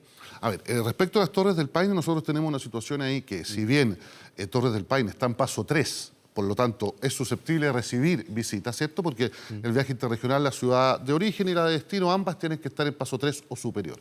La situación es que tanto Punta Arenas como Natales están en cuarentena y en paso 2. Lo que hacía muy difícil, producto de este cordón sanitario, el trayecto. Sin embargo, por la apertura del parque, nosotros vamos a establecer una especie de carril, de cordón sanitario que permita el acceso al Parque Torres del Paine sin detenerse ni quedarse obviamente ni en Punta Arenas ni en Natales, cosa que las personas que lleguen y aterricen en Punta Arenas, en el aeropuerto de Punta Arenas, puedan ir a las Torres del Paine. El eclipse es una situación bien compleja, porque si bien es cierto en la última semana los números, la condición sanitaria de ciudades como Pucón, como Villarrica han mejorado, nosotros tenemos que hacer todo nuestro esfuerzo ahora para que al momento del eclipse estén al menos en paso 3. Esto va a ser un eclipse en modo COVID, es decir, van a poder recibir visitantes, turistas, aquellas comunas que estén en paso 3 o superior, de personas que vivan o vivamos en comunas que estén en paso 3 o superior también. Lamentablemente es algo que no se puede manejar eso. Falta todavía para la fecha, pero efectivamente esto, como están de ambulantes, subsecretario, no sabemos si en aquella fecha particularmente la zona de Araucanía, va a estar en fase 3. ¿Se han puesto en el caso de que se tenga que retroceder, por ejemplo, en la Araucanía? Ojalá no sea así, pero se tenga que retroceder. ¿Qué es lo que se va a hacer respecto a la gente que quiere ir a ver el eclipse? Nosotros, en términos logísticos, hemos preparado, porque no nos olvidemos que el año pasado en el norte, si bien fue una muy buena experiencia para los que fueron, tuvimos grandes problemas logísticos por los tacos, por la gente donde se ponía, etc. Entonces nosotros, el plan logístico, junto con el Ministerio de Obras Públicas, con la ONEMI, con la CONAF, por los parques nacionales que están en el sur, etcétera, eso se está trabajando como si fuera a poder ir mucha gente, ¿sí? Cosa que las cosas funcionen y funcionen bien. Sin embargo, la situación que tú dices es real. Nosotros no vamos, o sea, primero nosotros no podemos prever hoy qué va a pasar el 14 de diciembre. Sí, lo que estamos evaluando, y lo hemos conversado con la autoridad sanitaria, es poder de alguna manera fijar el paso a paso con la mayor antelación posible. Y esto podría ser unos 15 días antes, unos 10 días antes, a principios del mes de diciembre, cosa que las personas se puedan proyectar para las próximas 2 semanas. Sin embargo, yo tengo que decir, Rodrigo, que si nosotros queremos tener un eclipse que podamos ir a mirarlo, tenemos que tomar esas medidas hoy día. Y esas medidas son simples, es cuidarnos.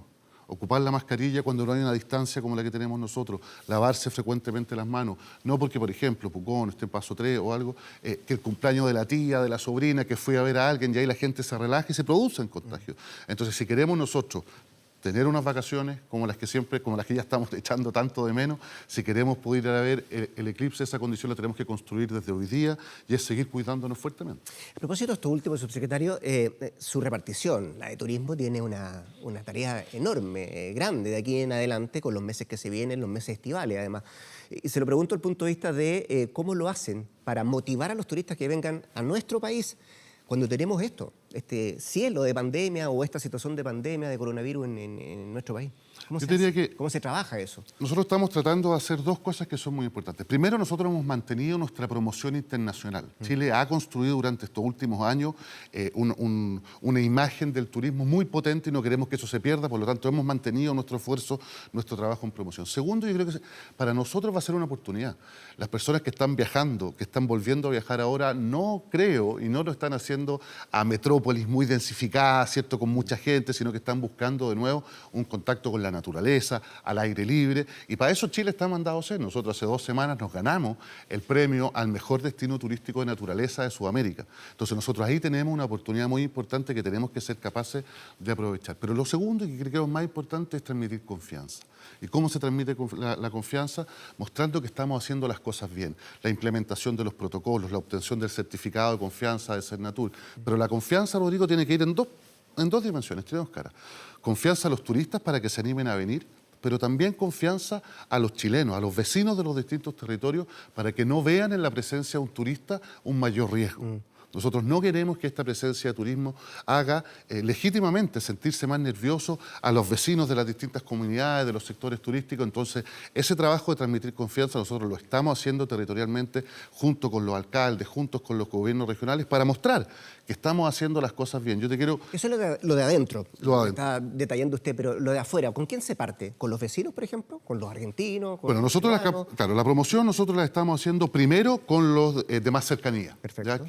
Que es razonablemente donde nosotros creemos que se va a activar primero, y es lo que ha pasado con otros sectores que ya han abierto. Y segundo, con los países en donde nosotros históricamente hemos tenido mayor afluencia a propósito de nuestras mayores virtudes, que son el turismo de naturaleza y el aire libre. Entonces, primero van a ser nuestros vecinos, ¿cierto? Argentina, Colombia, etcétera, y ahí tenemos que ir generando una coordinación importante, porque generalmente también la mayor cantidad de turistas de los países vecinos pueden entrar por tierra también. Sí. Entonces, tenemos que lograr esa coordinación cuando se abran las fronteras terrestres, en el fondo, y no con mucha antelación, porque va a ser solamente por avión en estas primeras semanas, ¿cierto? Y después países que históricamente han venido a Chile. Y todo esto tenemos que hacerlo en un corto tiempo, porque lo que no podemos hacer es poner en riesgo la temporada alta, que es la que está empezando ahora. Por eso es tan importante las medidas de cuidado que tengamos hoy día. ¿Le preocupa el aeropuerto? Desde el punto de vista de que va a ser la única entrada, esto va a ser como un cuello de botella, ¿no? Donde la única entrada para el país va a ser el aeropuerto de Santiago, donde a lo mejor, y ojalá así sea, como usted decía, pueda venir mucha gente a turistear acá al país. ¿Están las condiciones, están los protocolos establecidos? ¿Puede dar, bien vulgarmente, pero el ancho del aeropuerto como para recibir esa cantidad de gente que pueda llegar solo por esa única vía de entrada? Es un desafío bien importante. Nosotros hemos ido gradualmente, también hemos ido como probando cómo es puerta adentro, ¿cierto? Primero cuando se podía viajar solo por motivos laborales, después cuando se puede ya ahora viajar de una región a otra. Claro, se ha ido afinando, y ahí el trabajo que está haciendo el Ministerio de Transporte, el Ministerio de Obras Públicas, la DGAC, ha sido súper importante. Primero, tratando de homologar los criterios en los distintos aeropuertos para vuelos domésticos. Ahí había una experiencia súper importante. No sé si tú te acuerdas que primero, para ir, no sé, pues tomar un vuelo acá en Santiago, para ir a la Araucanía, por ejemplo, se formaban unas filas kilométricas, muchas personas incluso llegaron a perder el vuelo. Sin embargo, ahora eso fluye. A mí me toca viajar, ocupar el aeropuerto por mi trabajo, y eso está andando más rápido. Y, de hecho, vimos nosotros el día, ya no me acuerdo si fue el día viernes, el día jueves, al ministro de Economía, Lucas Palacios, con la ministra Hut, dando cuenta de estos protocolos para intentar dentro de lo posible. Ahora, siempre va a ser más fácil la experiencia del aeropuerto en la medida que los pasajeros vengan con todos los requisitos cumplidos, porque si nosotros vamos a esperar bajarnos del avión para recién ahí empezar a llenar un papelito para darnos cuenta, eso obviamente hace que sea todo más difícil, pero gran parte de los requisitos se van a pedir a la hora de embarcar. Entonces eso debería facilitar también el acceso a Chile. Déjame hacer la última pregunta a propósito de lo que estamos conversando. Le ha tocado tallar a usted, por cierto, con las federaciones de turismo, que me imagino están un poquito, comillas, desesperadas para que esto sea lo antes posible. Y ellos acusaban también durante las últimas semanas que las cifras de desempleo en ese sector, porque ha sido fuertemente golpeado por la pandemia, podrían elevarse bastante en los próximos meses. ¿Cómo se calma esa ansiedad de ese sector golpeado para que, me imagino de alguna manera, ¿qué quieren ellos? Que esto sea lo antes posible, la apertura de fronteras, y no solamente sea a través del aeropuerto de Santiago, sino que también las terrestres y ojalá las portuarias, para levantar un sector, insisto, que ha sido fuertemente golpeado por la pandemia. Yo quiero aprovechar tu pregunta, Rodrigo, para hacer un reconocimiento, porque pese a lo duro que ha sido, cuando nosotros escuchamos de parte de los gremios de las asociaciones turísticas cómo han vivido esta situación, yo quiero decir que ellos no están exagerando en nada. Es verdad lo que ellos nos comentan, ha sido una situación muy dura, muchos meses de cierre completo. Sin embargo, ellos han sido capaces, a pesar de eso, de hacer un esfuerzo tremendo en la instalación de los protocolos sanitarios. Y nosotros hoy día, como autoridad, yo puedo decir que estamos en condiciones de hacer viajes interregionales, de empezar el proceso de apertura de fronteras con confianza, porque he visto el esfuerzo que han hecho ellos en la implementación de los protocolos sanitarios, y por eso yo puedo dar fe de que ir a un restaurante, de que ir de una región a otra, no es un mayor riesgo porque se están haciendo las cosas bien. Y segundo, ellos también entienden que lo que no puede pasar es que por adelantarnos en la apertura, esto signifique después un retroceso que sea aún más costoso y aún más doloroso de lo que han sido estos meses. Entonces, si bien es cierto, yo los comprendo, o sea, tienen toda la razón, quieren que esto fuera a un paso quizás más rápido, ellos son conscientes que la mejor inversión que podemos hacer es haciéndolo gradualmente para no, en la medida de lo posible, no cometer errores. Y en las regiones que hemos podido ir activando, lo veíamos hace poco en el fin de semana, en Viña, en Valparaíso, con los viajes interregionales, la apertura de los restaurantes, ha ido funcionando bien.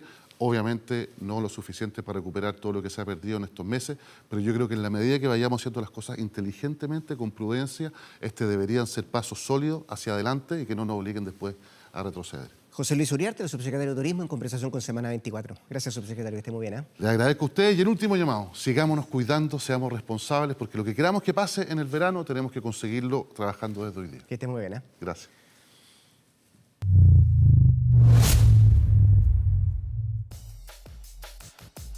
Bueno, viajemos. A propósito de lo que estamos hablando con el subsecretario de Turismo, vamos a la región del Biobío. Nuestra analista internacional, Paulina Astroza, está allá en Concepción, es académica de la Universidad de Concepción.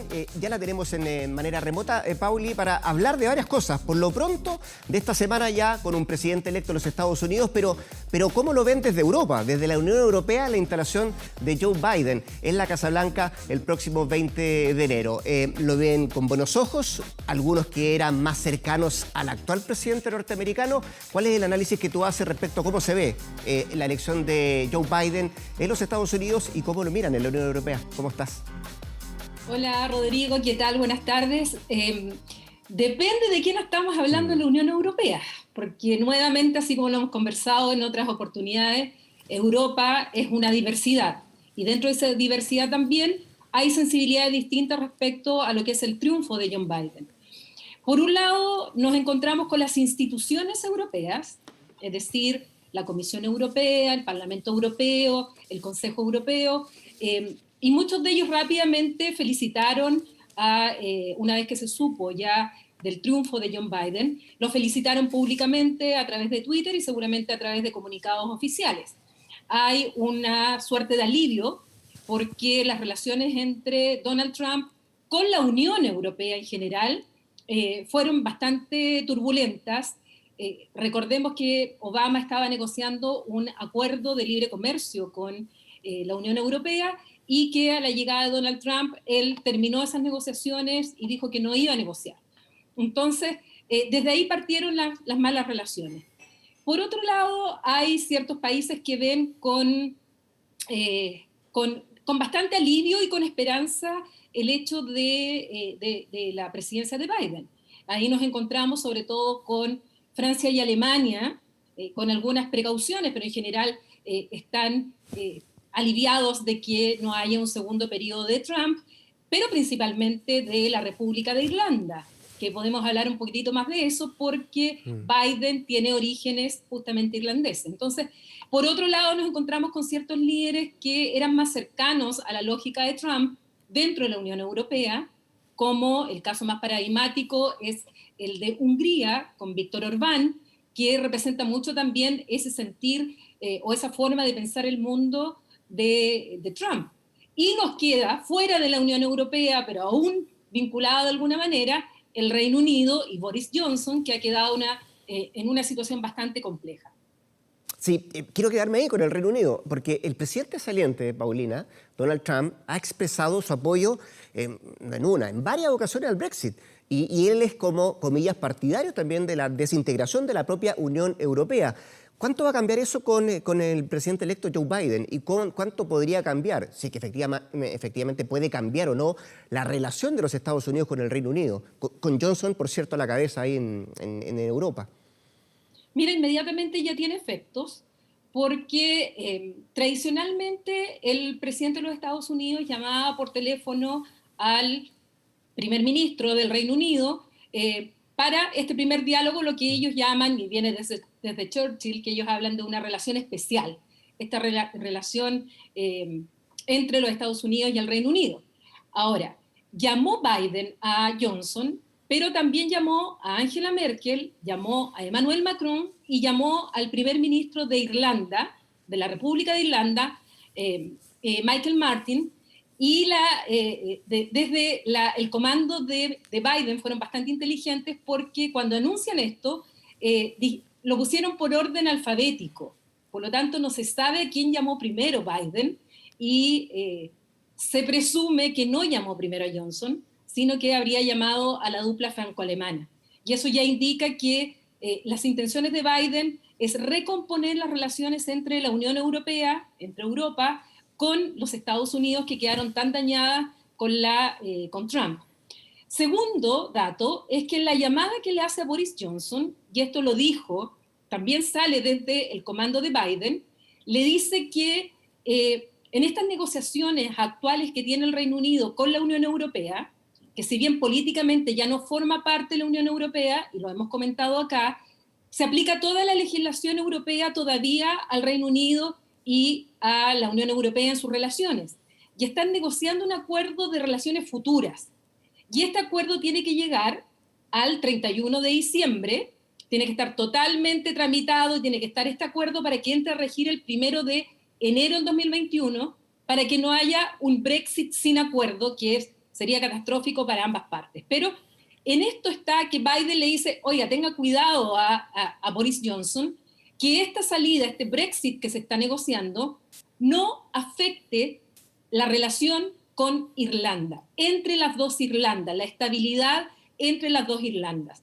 Y ese es justamente uno de los mayores escollos que actualmente tiene la negociación, porque Boris Johnson modificó, presentó un proyecto en la Cámara de los Comunes para algunas disposiciones violan el acuerdo de salida, este acuerdo que está rigiendo, y que pone en peligro la estabilidad justamente de ambas Irlandas.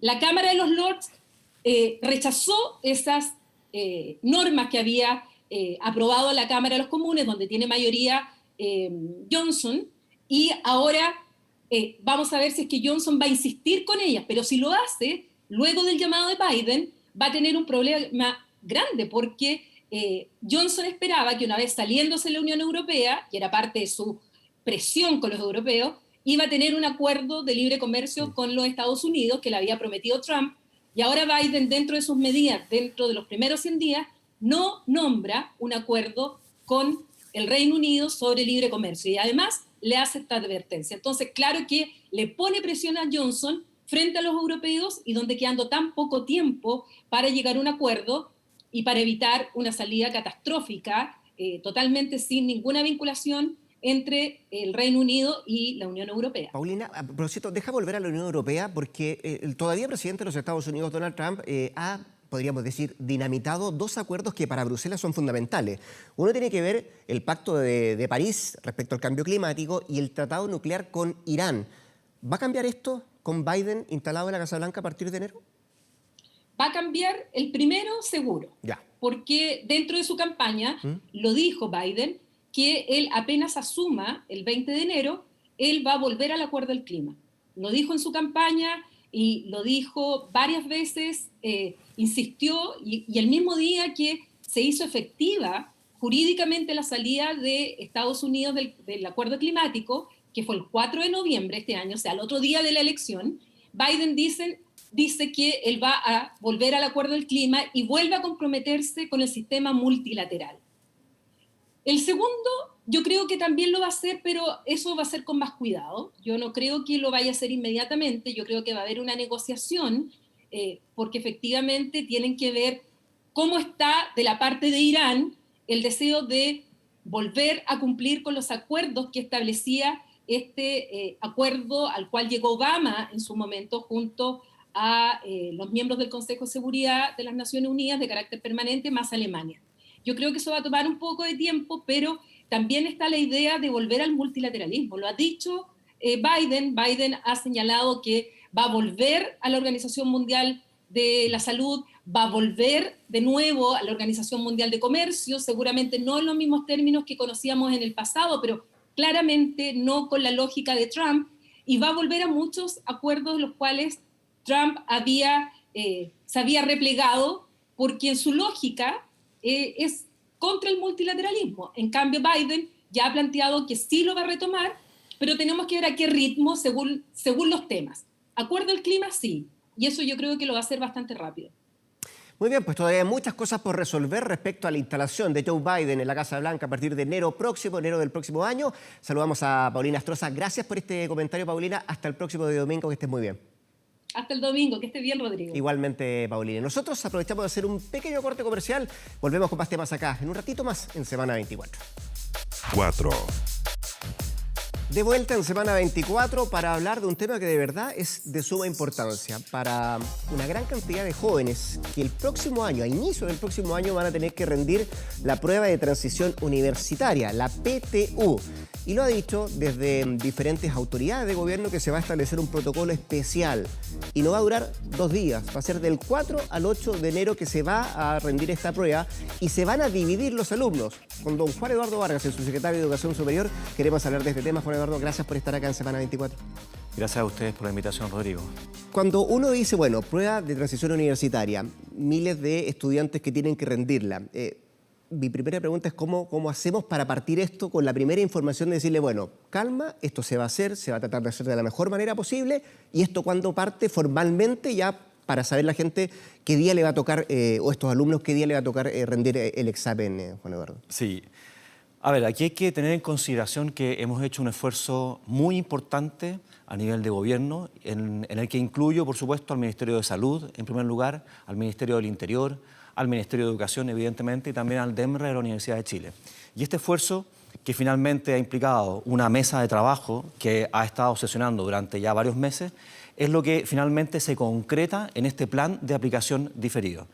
Este plan contempla, como tú bien dices, que los alumnos sean divididos en 2 grupos, de forma tal que el protocolo sanitario pueda ser finalmente aplicado cabalmente y no quede ningún estudiante que, primero, no pueda rendir la prueba y segundo, que no la pueda rendir en condiciones favorables desde el punto de vista sanitario. Ahora bien, a los jóvenes el día 23 de diciembre les vamos a informar. Esa es la fecha clave, la primera fecha clave, 23 de diciembre. Exactamente, le vamos a decir, te toca en el primer grupo o en el segundo grupo, esto es lunes, martes o jueves, viernes, y además les vamos a decir en qué colegio o en qué establecimiento tiene que rendir finalmente la prueba. Exactamente. Ya. Esa como primera fecha importante, subsecretario, la del 23 de diciembre. Tengo una gran cantidad de preguntas que hacerle que vamos a ir conversando, pero por lo pronto, ese protocolo, ¿qué establece? Pensemos que estamos en el 4 de enero. ¿Qué establece el protocolo para alguien que tiene que rendir la prueba ese día, le tocó en ese grupo, del 4 o 5 de enero? ¿Qué tiene que llevar? ¿Cómo va a tener que llegar a esa sala? ¿Va a ser expedito para evitar, me imagino, que es lo fundamental, la aglomeración y que se genere alguna situación más compleja, ¿no? Claro. El objetivo de esta aplicación diferida es fundamentalmente, muy en resumen, disminuir las aglomeraciones al mínimo, tanto en el acceso a los locales como en la salida. Y segundo, mantener siempre la distancia de 1 metro lineal entre todos quienes participan de este proceso. Y eso, ¿cómo se podía garantizar? Con esta aplicación diferida. Es decir, mantenemos los números locales, pero lo hacemos de forma extendida. 700 locales. Son 700 locales, sí, aproximadamente. 655 si excluimos los del Sename y centros penitenciarios. Ahora bien, ¿qué es lo que los jóvenes tienen que llevar ese día? Que es importante empezar a anunciarlos de ya y, por cierto, vamos a seguir manteniendo esta comunicación. Primero, ir con mascarilla, evidentemente, y con una mascarilla de repuesto tal cual lo señaló la subsecretaria Daza. Segundo, tener alcohol gel de uso individual y también, adicionalmente, debe llevar lo que siempre se lleva para la prueba. Esto es, un lápiz mina, una goma de borrar, su cédula de identidad o pasaporte y, finalmente, la tarjeta de inscripción convenientemente impresa. Y esto es importante decirlo, digamos, que se preparen para llevar todo esto sin perjuicio de que pues, habrá material en los locales en caso de que algún despistado no lo lleve. Pero también es importante decir que Carabineros va a estar presente al momento de la aplicación, resguardando perimetralmente los locales y también al interior de los mismos. De forma tal que eventualmente Carabineros va a estar pidiendo la información de carnet de identidad de los postulantes y eventualmente, si algún, voy a decir, despistado, contagiado con COVID, va a dar la prueba, Carabineros por supuesto que lo va a detener, lo va a mandar de vuelta a su casa y se le van a aplicar todas las multas que el Ministerio de Salud ha establecido para estos efectos. Por eso se hizo en el plebiscito aleatoriamente por parte de Carabineros. Esto va a ser con cada uno de los que vaya a llegar al local de votación. No, se va a hacer de la misma manera que el plebiscito. Igual aleatorio. Sí, es aleatorio y en definitiva porque tampoco queremos que en virtud de esta revisión exhaustiva se generen aglomeraciones. Eso hay que tenerlo en consideración. Pero el plebiscito fue una gran escuela para efectos de lo que nosotros estamos implementando. Sacaron mucha experiencia de eso. Exactamente. Subsecretario, a ver, esto de la pandemia, lo conversamos recién con el subsecretario de Turismo, es tan cambiante, tiene tan poca certeza de saber lo que va a pasar en enero del próximo año. No sabemos cómo va a estar nuestro país. Efectivamente, hay algunas situaciones más complejas en algunas comunas que se comparan con otras. ¿Qué pasa, por ejemplo, cuando hay alumnos que quieren rendir esta prueba, pero su comuna está en cuarentena? ¿Van a tener la posibilidad de ir igual? ¿Va a haber un permiso especial? ¿Cómo va a ser ese protocolo para esas comunas que van a estar en una situación, ni de lo que era, pero una situación compleja, pudiesen estar? Exactamente. A ver, contesto la pregunta de dos maneras. Primero, nosotros hemos dicho que hemos construido estos protocolos con el Ministerio de Salud y el Ministerio de Interior, pero que son protocolos que eventualmente tendrán que ser actualizados en función de cómo evoluciona la pandemia, y eso hay que estar consciente de eso. Ahora bien, lo que ya está definido respecto de casos, por ejemplo, de alumnos que vivan en comunas en cuarentena, es que van a tener un permiso especial que les permita salir de sus hogares e ir a rendir la prueba en el establecimiento que les corresponda. Encuéntrese ese establecimiento en una comuna en cuarentena o no. Tenemos que definir exactamente si es el permiso del certificado, digamos, de inscripción a la prueba el que va a operar para estos efectos como salvoconducto o si deberá pedir un permiso especial, pero está ya completamente definido que va a tener permiso para poder ir a rendir la prueba. Subsecretaria, a propósito de esto, ¿nadie se va a quedar sin rendir esta prueba de transición universitaria? Se lo pregunto desde el punto de vista del mismo día, que alguien, algún alumno, algún estudiante que tenga un síntoma o se se presente algo raro, extraño, que no lo ha tenido los días anteriores, o el día anterior fue, efectivamente, se le dio la posibilidad de que tuviera COVID. ¿Qué tiene que hacer ese estudiante? ¿Qué tiene que, el protocolo que establece para seguir adelante y cuándo podría rendir el examen? Claro. A ver, lo que hemos dicho es que la idea es que todos puedan rendir y en las mejores condiciones posibles. Y evidentemente, si hay alumnos que tienen COVID-19 o que están obligados a hacer una cuarentena en razón de que fueron, por ejemplo, contactos estrechos, y eso finalmente es certificado por el Ministerio de Salud, estamos diciendo que esos alumnos, por supuesto, no vayan a rendir la prueba porque les vamos a dar una posibilidad extraordinaria, algo inédito en la historia de la aplicación de las pruebas estandarizadas. Les vamos a permitir 2 semanas después, o cerca de 2 semanas aproximadamente, determinado el plazo original de rendición de la prueba, esto es del 8 de enero, vamos a hacer una aplicación extraordinaria precisamente para que esos jóvenes no se queden sin poder rendir la prueba. ¿Y cuántos días después va a ser más o menos? La fecha no está definida, ¿no? No está definida, pero lo que hay que considerar es que si un estudiante eventualmente estaba con COVID el día 8 de enero... el último día de rendición, claro, son 14, 15 días más. Así es, más exactamente, para que pueda terminar su cuarentena. En ese rango más o menos lo que ustedes están evaluando. Ahora, lo importante también aquí, y lo conversábamos antes, es que y hacemos un llamado también a que los jóvenes puedan cuidarse. Aquí hay que pensar lo que estamos diciendo, digamos, como frase, la alternativa correcta es que entre todos nos cuidemos. Y eso fundamentalmente porque si no hay una conciencia de que hay que ser prudente en términos del cuidado, de la exposición, por supuesto que vamos a aumentar las probabilidades de que los jóvenes eventualmente estén contagiados y no puedan rendirla en las fechas originales. Es probable que de los 268.000 estudiantes, ¿no?, que van a rendir la prueba, muchos de ellos, subsecretario, en los días previos vamos a tener un año nuevo. Generalmente es una fiesta de celebración, ¿no?, la del Año Nuevo. Y esto va a ser a puertas de la prueba de transición universitaria. ¿Cuál es el llamado que se hace? Yo sé que me va a decir, bueno, la idea es cuidarse, tratar de no salir, pero 268.000 estudiantes. Así es. Y el llamado, por supuesto, es al autocuidado y también es lo siguiente.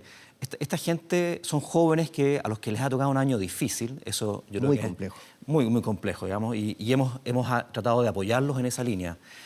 Pero han venido trabajando, podríamos decir como en buen chileno, se han sacado la mugre por preparar esta prueba. Entonces la idea es que no tiren por la borda todos los esfuerzos que han hecho durante el año, que se cuiden algunos pocos días más y después podrán eventualmente poder, celebrar con grupos reducidos de amigos. En lo específico, entre el 4 y el 8, vamos a hacer lunes, martes, se descansa el miércoles, jueves y viernes, ¿cierto? Pero son 3 pruebas que hay, por ejemplo, el lunes. ¿Cómo se hace el proceso de sanitización entre una prueba y otra? ¿Cómo va a ser que los alumnos salgan de la sala para poder llevar adelante todo ese proceso de ventilación, de sanitización, subsecretario? A ver, de las cosas que hemos aprendido en este tiempo es que hay varias condiciones que minimizan las probabilidades de contagio. Entre ellas, por supuesto, el uso permanente de mascarilla, la distancia de 1 metro lineal entre los postulantes y también la existencia de ventilación natural. Y por eso estamos privilegiando salas de clase en las cuales hay ventilación natural. Esto es, una ventana y una puerta que pueden permanecer permanentemente abiertas. Entonces, ¿qué es lo que se va a hacer con respecto a los locales? Primero, hay una sanitización que se hace antes de esta semana, digamos. Se sanitiza el local por completo. Y después de cada aplicación, de cada prueba, se hace una higienización, convenientemente acordada, por supuesto, con el Ministerio de Salud. Sobre la base de eso y manteniendo las condiciones que les mencioné recién, es que las probabilidades de contagio son reducidas a su mínima expresión. Déjeme mirar un poquito más adelante, subsecretario, a raíz de lo que ha significado, usted decía, estos 268.000 estudiantes han tenido un año bien complejo, bien difícil. Partieron quizá 2 semanas con clases y después presenciales, me refiero, y después caímos todos en el COVID y tuvimos que acostumbrarnos a lo que era la educación remota. En un año además complicado para ellos, tomando en cuenta que era su último año de educación media y ya el desafío de tener que tener adelante la prueba de transición, además la prueba de transición universitaria. Veníamos de la PSU y esta generación además va a tener que hacerse cargo de esa prueba de transición universitaria. Hay algunos que han hablado de un año tan complejo que va a tener efectos en el futuro, brechas. ¿Usted lo ve así? ¿Va a ser tan complejo analizar ese concepto, brecha educacional, a raíz de lo que ha significado la pandemia, el COVID en nuestro país y esto de las clases remotas con esta generación en lo específico? A ver, parto de la base de que el año efectivamente ha sido tremendamente complejo y anómalo. Eso es imposible desconocerlo.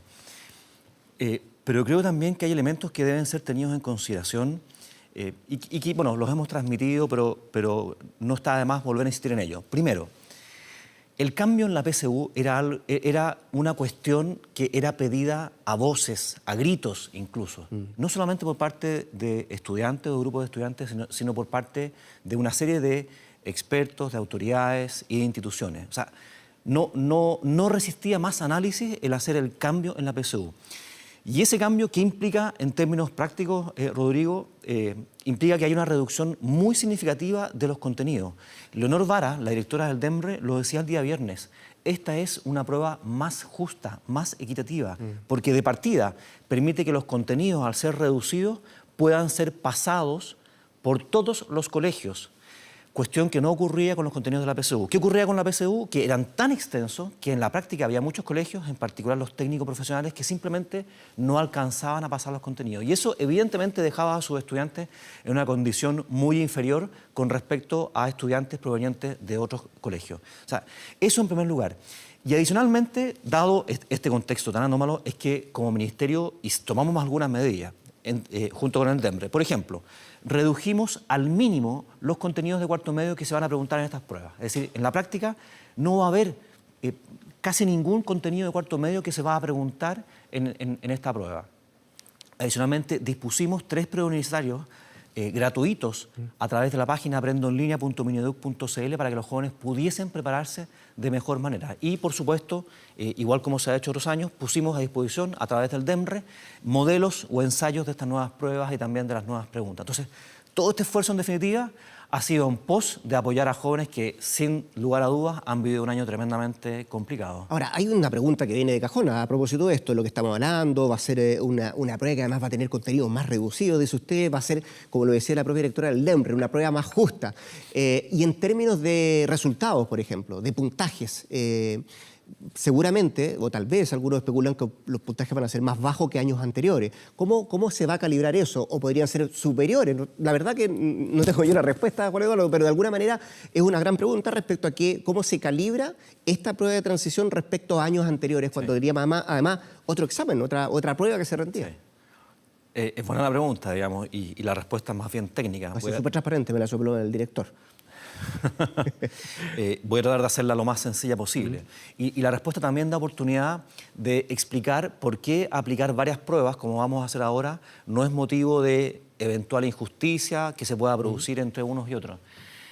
Bueno, en primer lugar, efectivamente la prueba, al disminuir de contenido, disminuye la cantidad de preguntas. Las pruebas obligatorias pasa de 80 preguntas a 65. Las 2 pruebas obligatorias, la de comprensión lectora, así se llama ahora, y la de matemática. Ahora, respecto a los puntos...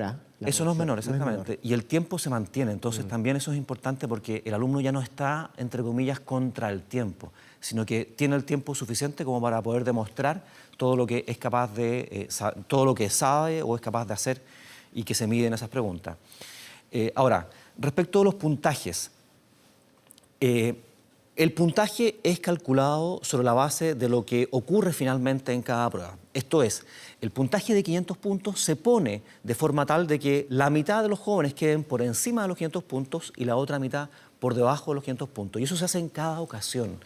Entonces, en definitiva, los puntajes no debieran observar grandes diferencias entre un año y otro, entre una prueba y otra. Y esta es una manera técnica a través de la cual se construyen los puntajes y que permite hacer esta solo comparación. Entender, es una foto diferente entonces. Así es. Pero podríamos decir ajustada a este año específico. Exactamente, exactamente. ¿Y no debiera, cree usted, mostrar mayores diferencias? No, en términos de puntaje no. Lo que sí a nosotros nos preocupa y queremos que ojalá se reduzca lo más posible son las brechas que se producen entre distintos jóvenes, entre hombres y mujeres, entre colegios particulares pagados y colegios municipales. Ese tipo de brechas, que sí se pueden medir, es lo que nos importa que se pueda ir reduciendo lo más posible con esta nueva prueba. Subsecretario, dos cosas. Me gustaría que aprovecharan las pantallas de Semana 24, Televisión Nacional, llegamos a todo el país, usted sabe también, para ¿qué consejo le daría, le recomendaría a los estudiantes para que tienen que rendir esta prueba como primera cosa? Y después quiero preguntarle si existe la posibilidad de que se filtre un contenido, porque es bien especial esto. Son 2 días, hay un descanso, otros 2 días, y además, seguramente a lo mejor vamos a encontrarnos con algún caso que puede hacer un contacto estrecho o alguien que haya tenido COVID, que va a tener más tiempo para rendir este mismo examen. Primero la recomendación, subsecretario. A ver, la recomendación que hago y el llamado que hago en términos generales, un poco en la línea de lo que dije anteriormente, esto es, entendiendo que ha sido un año tremendamente complejo, entendiendo que a nadie le hubiese gustado estar en cuarto medio en estas circunstancias, queda tan poco y hemos hecho tantos esfuerzos en cambiar la PSU que lo que nosotros decimos, o el llamado que yo hago es que hagan un último esfuerzo, no solamente por preparar esta nueva prueba, sino también por ser cuidadosos respecto de eventuales contagios. Estamos dando las condiciones, estamos garantizando condiciones que van a permitir minimizar las probabilidades de contagio. Estamos haciendo un esfuerzo enorme como Ministerio de Educación, junto con el Ministerio de Salud y el Ministerio del Interior. Y todo este esfuerzo tiene como objetivo primordial que todos puedan rendir la prueba en las mejores condiciones posibles. Entonces, dado eso, les pido que también ellos hagan un esfuerzo en términos de poder cuidarse. Queda poco, queda poco. Y respecto a lo segundo, es una muy buena pregunta. Y ahí parto diciendo que aprendimos respecto del proceso del año pasado. El año pasado... Sobre todo el proceso del año pasado. Así es. Sí. Y ahí es también relevante poner encima de la mesa que el año pasado nosotros participamos, pero finalmente la responsabilidad última recaía en el Consejo de Rectores de Universidades Chilenas, en el CRUCH. A partir de este año, de acuerdo a lo que establece la ley, es el Ministerio y la Subsecretaría de Educación Superior en particular, junto con un comité. Entonces, al aprender de eso, ¿qué es lo que estamos haciendo de manera distinta?